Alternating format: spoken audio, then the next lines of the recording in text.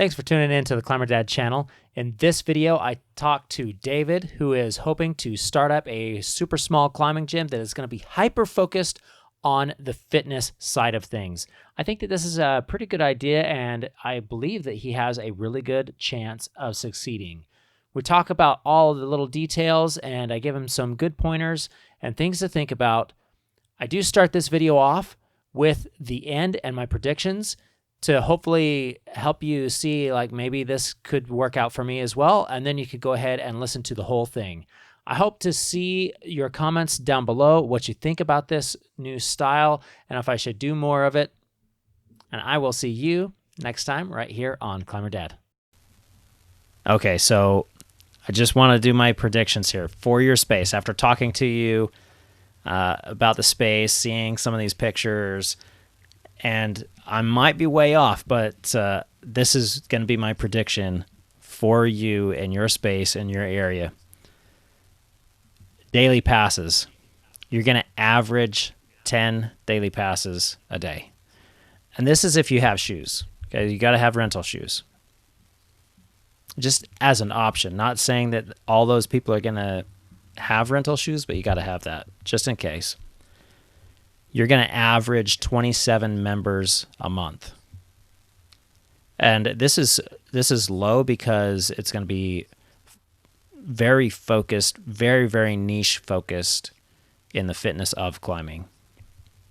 6-month member passes, I think that you're only going to get 10 of those. And 12, I'm going to say 10 as well. Now, that could change. And I hope that it's better than that, but that's my prediction. Do you think you can survive? Yep. Yeah, I think that's kind of the pass, or so my kind of break-even numbers are very similar, except for like on the passes end, your predictions are higher than mine. But hearing your prediction, it actually makes a ton of sense that like lower member count and higher pass counts Yeah, from what I was thinking previously. I mean, hopefully you have a ton of members, and well, 10-day passes a day. That's not asking a lot. No. And then yeah, for the 1 year and 6 month, I think those probably line up pretty well. So I think the majority of those would also be kind of like pre-sale or kind of really tight core members that Right. just are going to want a discount. Yeah. So you're offering those at a discount, but it's a big chunk of money up front. Those numbers you think are going to work out, then I think you should start doing more research and talking to some engineers and getting this ball going. Sounds great. All right. Thanks for joining us. We're talking with David. He is a climber in Canada and wants to open up a climbing gym and looking for some advice. So we're going to get right into it and start talking about this business.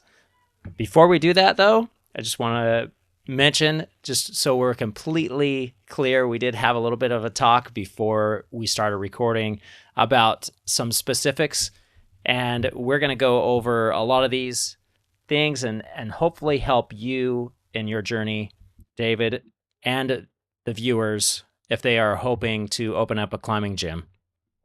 So first, let's talk about your vision.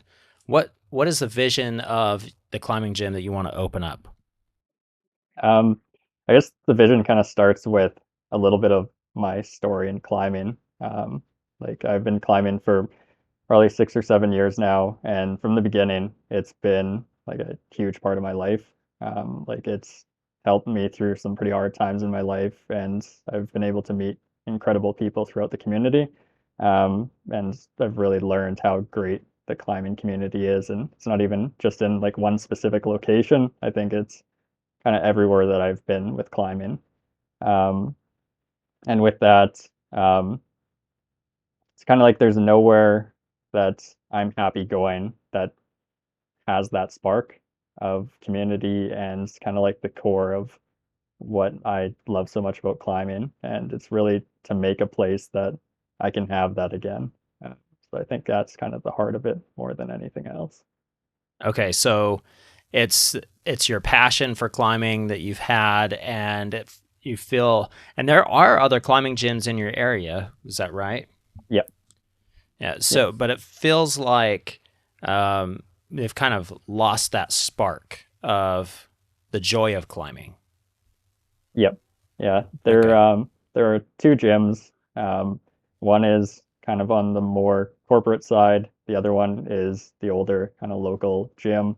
Um, and the corporate side is really focused on kind of volume of people going through there. Like lots of people, and you're just kind of a number going through the door, and kind of like the personal touch isn't there. So And no, for oh, sorry. no sense of community. Yeah, no sense of community. Like they Yeah. try a little bit here and there, but it doesn't really come through. Okay. And for the local side, that one's kind of not being given the care that it needs to stay alive, I guess. Like, there's no care going into the heart of that gym, I guess is kind of like the easiest way I can explain it. And that gym, when do you know about when it was built? I think it was mid late 90s. Mid to late 90s. Okay, so for those that are watching this that have an older gym, because they're out there and they have past owners as well. Like, make sure that you're taking care of your climbing gym, like freshen it up. And as new climbing gym owners as well, you need to make sure that we're doing that. That was probably one of the mistakes that I made. Well, actually, not probably. I know that that was one of the mistakes that I made with my own personal gym, is that I wasn't investing back into it to let the users, and especially the people that have been there for the longest, feel fresh things and new things. I was trying, but I could have done it a little bit different than what I did. So that's important to keep things fresh. Now, the gym that you're going to be building, I have some notes here that you sent me earlier. You're looking at a small building, and it's about 2,000 square feet, and you're looking at around 1,200 square feet for climbing wall surface. Is that right? Yep, correct. Now, the building I want to talk about, and you did share a little bit with me. I'll see if I can throw some pictures up here on the screen for other people. Curb appeal, when you're looking for buildings, you want to look for the curb appeal and also the height. You need to know what your restrictions are. And I'm not saying that if you have a low building, because this doesn't have a lot of height, that it won't work. Now, it that may be its Achilles heel, and it will be something, a challenge that you have to overcome in order to make it work. But it is possible. I think that anything is possible. It's just how is it going to be possible? And then you want to think about. I know here in the States, it's, and I don't know about Canada. I've only been to Canada once, and it was like in a park, like a national park. So I don't think that really counts. Um, when when you go to a place, if there's no parking for you to park your car, you just assume that it's too packed, and so you decide to go somewhere else. So I know that in the areas that I've lived in here in the States, parking is a big deal. You need to have ample parking. What is it like there? Is it more commute with public transportation, or is it cars? I feel like the climbing community that I'm used to is kind of split. A lot of the core community themselves are going to be commuting, biking. Um, but I think when you're going into kind of the newer climber world, it's going to be a lot more cars and parking. And as you're saying that, I was just thinking about, I feel like having that appearance or like having that parking lot that's really easy to know that's where you have to go would make it a lot easier, where this building is lacking that a little bit. Yeah, which Honestly, that might be a good thing because people can't judge immediately from the outside how many people are there. So it's just about it. Now, is this in a downtown area? Is there a lot of people in this area already? So it's just outside of like the main core downtown. It's on one of the main streets that take you to downtown. Oh, Um, okay. so it's one of the most kind of high trafficked um, streets. And the kind of community around the kind of little bit of a suburb is pretty populated. I think the 5 mile radius was, what is it? Still 500,000. Oh, nice. Okay. 500,000. We're talking like and you're doing a very small climbing gym here. Yeah. Is this going to be training focused or is it going to be more just general climbing? I think that leads into one of my biggest kind of questions is um, I really want to go training focused, but I also understand that this needs to be a sustainable business to stay alive and continue to be something that I want it to be.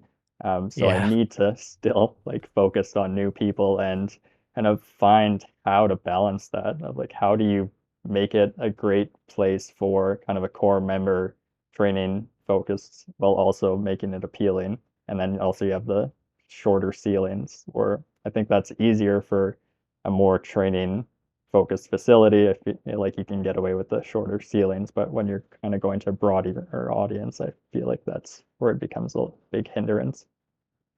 Yeah, I think it's going to be your focus is probably going to need to be on fitness. With this facility, it's because of your issues with the short ceilings and the footprint of it itself. If you have it focused specifically on training, it may actually be better. Like let's look at throwing in a kilter board, a moon board, a tension board. If the tension board, I don't know how big the tension boards are in Canada, but let's throw some of these boards on there that maybe the other gyms don't have, and then you can have programs like climb across the world, where you get different people in different places in the world to compete on these boards because you could climb with somebody like I'm here in North Carolina, and if I'm on my moon board here, uh, we could climb together even though you're still in Canada, and that might be a possibility that you could focus on things like that as far as events, but then the training aspect is going to be a little bit more focused. Is there a good climbing scene for outside there, or is it all indoor? There is a bit of a scene. It's not that big. Like there's not the closest stuff is about an hour and a half drive, and then the higher density climbing is probably about 3 hours drive. So it's not that accessible for anyone unless they're pretty committed and yeah, very interested in climbing. Okay, so it's basically indoor. Yeah, it's primarily indoor.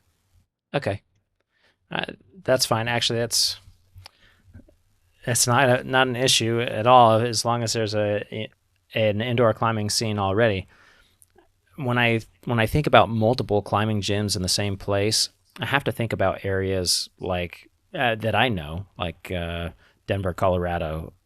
There's new gyms that are coming up all the time. It seems like, and they've never hit peak capacity where this gym is stealing members from the other gym. It just is so plentiful to have people come in, and that may be the same way. Even though there is a big climbing scene in Colorado, it doesn't necessarily have to be a big climbing scene.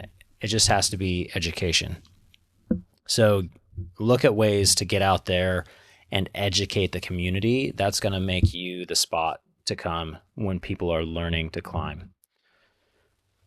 Now, you did send me some bullet points, so we're gonna go through those bullet points right now and just hit on those and go through it. The first one, you asked me to review your business model. Um, what do you want to share about your business model that we already haven't talked about? I, I feel like we covered a good amount of it, of just kind of being that smaller gym that, yeah, is going to be focused on, yeah, I guess training or a little bit of new people, um, but also I guess like the limitations that are put in front of me with this business of having the small ceilings and the small um, building footprint of like how how this kind of like forces you into a specific model, and how sustainable Yeah. do you think that is? Where like, yeah, it's a smaller city as a whole, and kind of outdoor climbing isn't like driving things that much. Um, where yeah, I'm trying to like figure out how sustainable this is, um, or if I'm just shooting myself in the foot trying to like go down the path of this business model. What gets people excited to do stuff, adventurous stuff in your area? It's a good question. I feel like it's not like a very adventure focused area as a whole. I feel like if you're looking at different markets, like I'm in Canada, if you look at the west coast of Canada, um, British Columbia, like in there, like it's a really outdoor focused place, where it's not as outdoor focused or adventurous. I feel like it's a lot less driven by those kinds of things, and it's more of like a cabin kind of get outside when you while you can. So I guess that's, I don't know if that answers the question, but Okay. Um, is there? How about fitness? Is there a drive for fitness? Is that a something that you can see needs to be addressed in the community there? yeah, I was thinking about different different ways to take the gym, and the fitness one was one that really stood out. Um, where I think if you can push fitness in kind of a more fun way, instead of um, just you should work out because it's healthy for you. Or if you can like push it in terms of more of like a fun, like you can have fun and not even think about the fitness part of it, and you can just be covered. I feel like that's kind of one way it could cover the fitness side. Yeah. Now, I tell you, without climbing in my life, I would probably be at least 50 pounds heavier right now. And I'm not saying that I'm in good shape either. I'm actually probably in the worst shape of my life, but I still have climbing here that keeps me motivated to stay fit and healthy. And I think that it can be a really good thing in the community if you have, you do classes, offer classes, specific training facility. I think could be really good. Lattice could be something good. So you have this avenue, and you could actually make it so you're working with uh, the long term gym that's been there. Like maybe you guys could do some kind of a partnership. Yeah, I feel like that would be kind of idealistic for kind of both. Like I've been talking to different members in the community and trying to figure out how exactly it could work. And kind of one idea was floating around was like um, paired comps, where it's like a comp series of going back and forth, and like it. I would prefer to be in a situation where I wouldn't have to have rental shoes there. Like I would be happy to be Mm. able to just I get a phone call of a new person and send them to this place where they're going to have a better first experience. Um, but kind of if they want to get further into it, my facility is going to be kind of more focused and less kind of noisy and kind of a more enjoyable focused experience. More hyper focused on going to the next level. Yeah. That's okay. I've actually never heard of anybody like with the idea that they're not going to offer climbing shoes. That's going to really take away the ability to bring in new climbers. Yeah, I feel like that would be kind of an ideal world. I don't know how realistic that is. Just knowing that it would be kind of difficult to make a very fun experience for, I'm thinking like a more of an adult, newer climber, just being so small and like isolated. I feel like you go to a big gym, it's a lot more, you can go try a bunch of different things and Mhm. kind of feel like you got a bigger experience. Where I feel like in a smaller gym with kids or something, it would be a lot easier because you're gonna have short routes anyways, and like you could kind of get away with that more and still make it a great experience for them. Okay. Um, yeah, I, I do think that you want to try to capture maybe not like really little kids, but try to don't cut yourself off to just adults. You do want to cater, not necessarily cater, that might be the wrong word, but you do want to be kid friendly. You don't necessarily want to like if you're in a training specific space, having a bunch of kids, especially for birthday parties, like this space is definitely not going to work for that. Birthday parties are a huge source of revenue for some climbing gyms. In fact, one of the climbing gyms that's in your area, I guarantee that birthday parties is probably a big thing for them. Like you walk in there, and I bet there's like 20 kids running around that have no idea what they're doing. They're just having a blast Yeah, because their buddies having a birthday party and they're sugared up and just having a ball. yeah, Um, that could be a real downer for somebody that's coming in just to train. So that could be another thing that you're offering for a space that you don't have that. However, you're going to have to make sure that your costs are low, like really low, because that's a big slice of the revenue pie. Let's go over startup costs.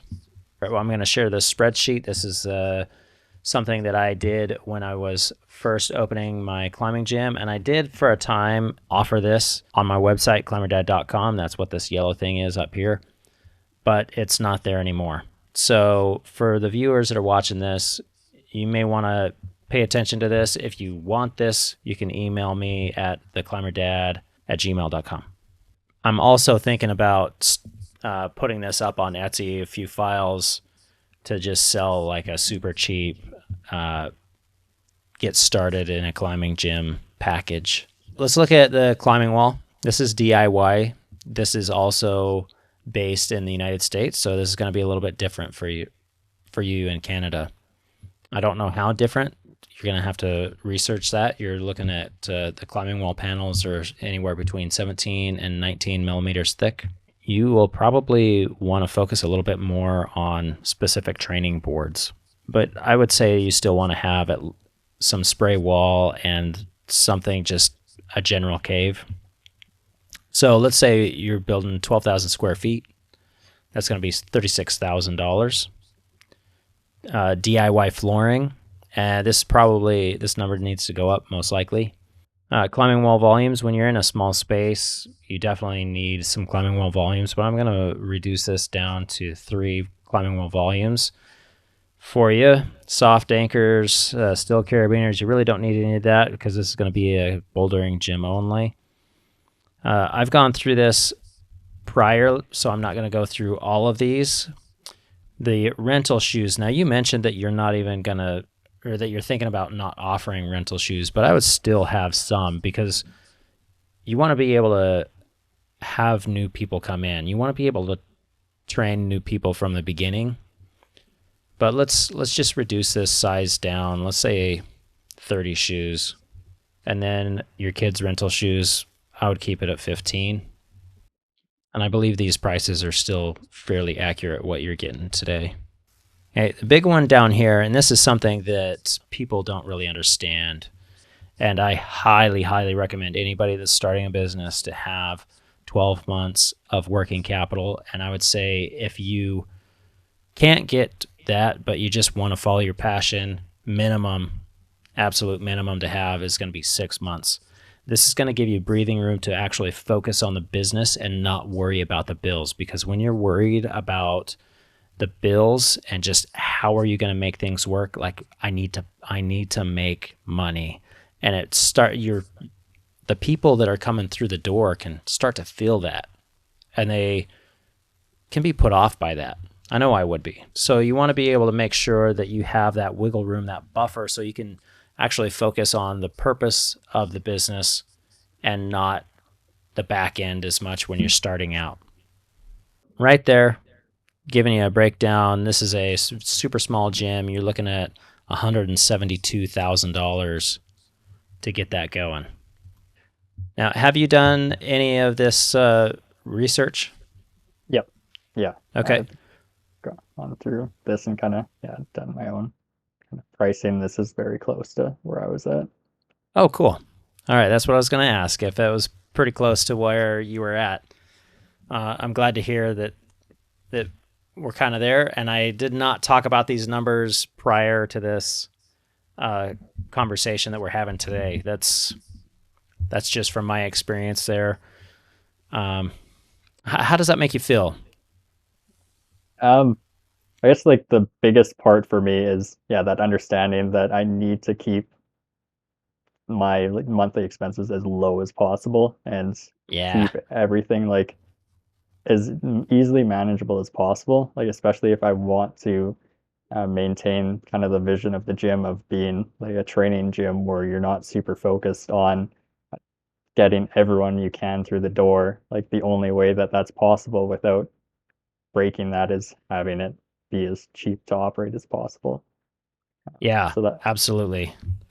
So when I was operating Clarksville Climbing Gym, I noticed that we were starting to get into some financial trouble, and I started slimming things back and slimming it back. This number right here that you see on line 44, or number 44, that was $13,820.77. Pretty spot on there. That was the beginning. Near the end of it, we had been able to kind of trim off about $4,000 on our operating costs, just trying to whittle things down. Now, that does kind of hurt the business, though. Were you able to watch that video, The Smallest Climbing Gym in America? Yep. I put that out, I think, about 5 years ago, but it still holds true, and I think that it can be very beneficial. They did some really cool stuff in there to keep costs really low. I guess the different ways that I'm trying to do that is trying to look at the DIY of the walls and the floors, and like I have help from a good friend of mine that's very skilled in the trades, and like he would help me through the entire process and just kind of looking at how from startup costs to operation costs, how it can be brought down. Like professionally, I'm a software developer, so then like I can build the software, I can get the website and kind of do a lot of the marketing things myself and just kind of trying to find the different ways that I can trim as much as possible and make it as cheap and affordable as possible. That's a good thing to be as the owner, because that's one of your main goals is going to be promoting, and promoting. Like that's the job. That's one of the biggest jobs I think for the climbing gym owner is to promote, or at least to organize teams for promotion. So it's better that you are a software engineer and really know marketing versus a builder like myself. I like to, man, when it was we're struggling. I'm like, okay, well, I'm going to build something. And that wasn't necessarily the right answer. The right answer should have been like creating programs and creating events and different things like that, and marketing. So that I think that that's going to work in your advantage. When you build it yourself, you're taking on a lot more risk and time. So if you hire somebody that does it all the time, they're going to be able to do it a lot faster. You're basically taking all of their experience from all of the things that they've already built and putting it into your business in hopefully a short amount of time. I think that you can definitely do DIY walls and floors. If I were to do it again, I would highly consider hiring a team, at least for parts of it, to come in and assist with the building. When you do it DIY, I know that here in America, anything that is behind the wall needs to be non-flammable. So that's the biggest reason why, especially for bouldering gyms, it would be so easy to make it all out of wood, but it needs to be either non-combustible or it needs to have fire suppression behind the wall, and fire suppression can be crazy expensive. So building the structure, the superstructure out of steel, and then the panels on the front is usually the way to go. So keep that in mind if you're looking at your DIY. All right, now the next thing on this list here is the balance. How do you balance the space for members and new climbers? What do you mean by members and new climbers? Explain that a little bit. I feel like we touched that a little bit with Okay. the like being super training gym focused versus Yeah. getting new people in the door, and like how do you how do you focus on like having the system walls and having the kind of spray wall that's really more exciting for kind of a hardcore climber, where a new person comes in there and it's pretty much useless to them, versus having everything kind of set and having non-aggressive wall angles to make it kind of easier for them, and kind of like I guess the idea behind that question is how much is it, how worth it is it to go super one direction or the other, or is there a middle ground in this small space that could be found to kind of optimize it and make it kind of a sustainable business? Yeah.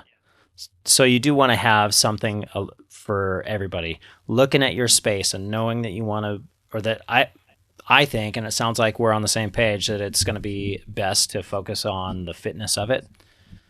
I would have the space for several training walls and as systems boards that are going to be something that the other gyms don't have or don't have well.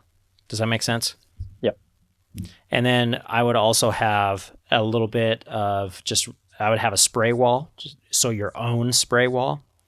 I would have a little bit of vert. I don't know if I would worry about slab in your space, but I would also have a cave. I would definitely have a gnarly cave in there that people can just really feel like a monkey, climbing. It's fun. I don't know, like the type of climbing changes once you get over, I would say about 45 degrees. It changes a lot as far as the muscles that you're using, and it becomes more like anti-gravity monkey bar kind of stuff. You know what I'm talking about? Yep. And that can be really fun. Yeah, that's definitely something that's missing from the current gyms too. Is the one older one has a steep section, um, but the kind of newer one doesn't really have much for steep cave climbing. And yeah, it's something I've definitely missed from past experiences in gyms, just having gnarly caves to just have movement that you don't get any other way. Yeah, and the cool thing about steep cave climbing, especially with the space that you got, is it doesn't need to be high. In fact, it's better if it's not, because when you fall off of like a real steep cave like climb, you're most likely going to land on your back. And so if you're 8, 9 feet up in the air, that's not going to be a fall that anybody wants to take. So you can really take advantage of that in your space. I think that would be good. Yep. All right, let me. I want to go over this list. I want to absolutely make sure that we're going to cover everything here Yep. that you wanted to. Okay, we already talked about DIY versus build. That was the next thing on here. And then what are the best uses of time to get people in the doors? I guess to I like, think oh, sorry. I was Uh, gonna say you probably answer that better than I can. I guess to build on that question a little bit, I, the way that I was thinking about that is how do you like optimize the like 3 months before opening and like the 6 months after opening of like how do you only get one time to do that, so how do you make that the best possible kind of opening timeline? Wow. Well, I would do a soft open first, so you get your kinks out of it, and then I would promote a grand opening, and I would do something special for the grand opening, just getting people in the doors. Whether that's spin a wheel for a free pass or whatever, just to get people in the doors. You want to have for your grand opening, you want to do it after you get all your kinks worked out, and you're not going to get all your kinks ever worked out. So don't push it off too long, but open up your doors, get some people flowing through there, maybe a couple weeks, maybe a month, I would say a month max before you do your grand opening. So the pressure is on for that grand opening, and then do something like really big, some type of event where the whole goal, it's not making money, it's just getting people in the door and getting excitement around your business. So that's what I would do for the grand opening. Marketing and events, definitely have to have events. One of my favorite events that I had at Clarksville Climbing Gym was how high can you climb, and it was an endurance. We were a small bouldering gym, probably about twice the size that you're looking at doing, but I would still say that we were pretty small, and you're really small there too. But I wanted to show people that you could really put in a lot of climbing. So we measured every route, and we had people keep track of it. And the goal that night was to climb higher than El Cap. And between everybody, we just completely smashed it.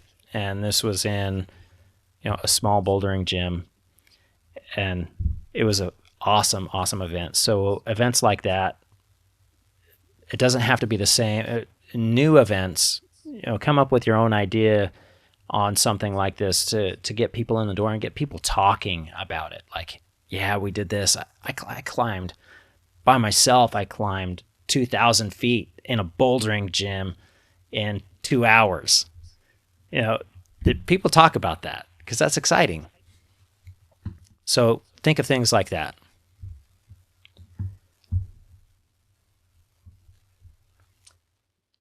So those are the things that I talked about. The space, I think that, like I said, if you do a massive cave section, spray wall, a little bit of maybe like 10-degree incline, not a lot, because of this, the space is not going to be, it's not going to be happy for that. But I still feel like you need a little bit of that. And maybe even a slab wall. I don't know. I don't know how you feel about slab walls. They can be fun, but they can also be very sketchy. Yep. And then I think that it is possible, if you look at those avenues, to be able to be successful with this. It is definitely going to be hard, though. I'm not saying that it's just gonna be sunshine and rainbows. You're gonna open up your doors and people are gonna flood in there. And you're just gonna sit back and enjoy watching all these people change their lives through climbing like you have. I'm also not saying that that's not what it's going to be, but there are going to be some challenges to get it there. Do you feel like we've kind of gone over a lot of the things that you wanted to? Yeah, that was everything from my list. I have one other thing I feel like um, be a good question is like pricing. Um, it's one thing that's been going through my head a lot of where to price. Um, like there's with the two gyms that we have, there's the local one Yeah. is on the lower end, and the kind of corporate gym is on the higher end. Like it's double the price pretty much on a monthly Wow. basis. Um, Okay. and it's like trying to find where to price in there, and it's like I don't want to go as low as the local just because I feel like it is something newer and there is kind of this investment into it. And I think it kind of like devalues this project if it was kind of the same price. Um, and kind of like, yeah, how would you think about pricing a facility like this in an area where there are other gyms? Okay. So yeah, you definitely got to look at their pricing. Yep. So you're saying you want to be in the middle as far as prices go. Yeah, but it feels hard to go too high or even like too close to the middle where because it is such a small space. Right. And you're going to want to really target the people that are already climbing that want to just be able to train hard and really work on the craft that they love. Which those people, in my experience, they don't have a lot of money. No. So if you're too much higher than the other gym, then they're just gonna deal with the struggles of not the struggles that are there. Um, but I agree with you. You don't want to create something that's really good and then undervalue it. But I can't answer that. Yeah. I really can't. You know, the space that you're going to create, if it feels DIY, you're going to have to charge DIY prices. Yeah. So make sure that it is top notch construction. And then you're going to be able to charge a little bit more. Like one of the problems that you have with a local gym is that it's really old and it just feels like there's not being that maintenance that's there, right? So for your gym, you want to make sure that your walls go so far above and beyond that, like everything is really polished. The lighting is something that you may not think about, but that's super important as well. The mood that's created by the light that you're putting into the space and how you feel when you come in there. Are there spaces where you can kind of chill in between sessions and rest your body, maybe talk, or do some other things? Like I see a lot of gyms now are putting in like board game areas, and I don't know how successful that is for them, but creating kind of a space where you can just kind of chill for a minute in between sends would be a good thing. Yeah, that makes a ton of sense. Yeah. All right. If you could ask me anything, what would it be? I feel like we covered it. We covered Covered a a lot. lot. We covered a lot there. All right. So let's go ahead and wrap this up. And if you think of any like rapid questions that you could ask me, we can do that right here at the very end. But I really appreciate you taking the time to talk to me and open up to the Climber Dad community here with your project. And I hope that the viewers have gotten something out of this as well as you, David. And I wish you the best on your journey here. I appreciate it. And yeah, thank you very much for your time. This has been great. All right. You're welcome. And stay in touch. You have my email. Let me know when the project gets going and if you have any other questions. Will do. All right. Thanks.